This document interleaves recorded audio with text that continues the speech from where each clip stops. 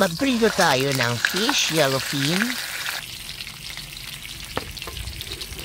Kumuha ka ng dahon ng saging at isapin mo sa bama. Ilagay mo na ang rekado, sibuyas at luya.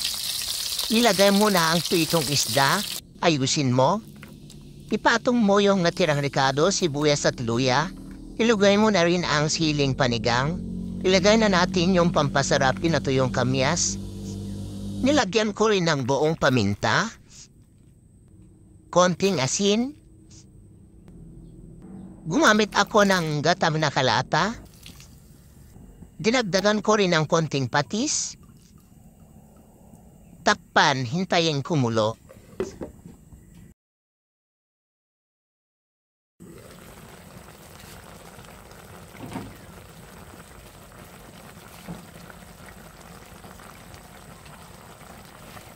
Ilagay na natin ang hipon.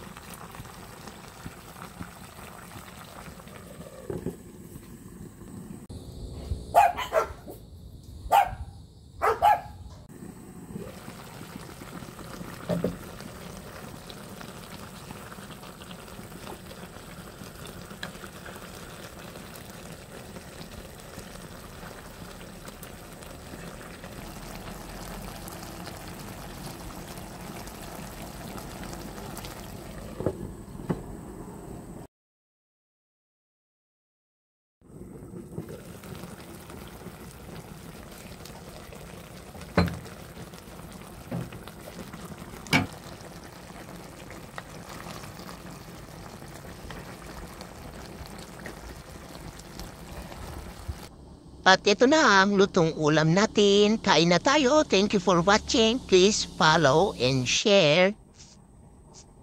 Paki-like na rin.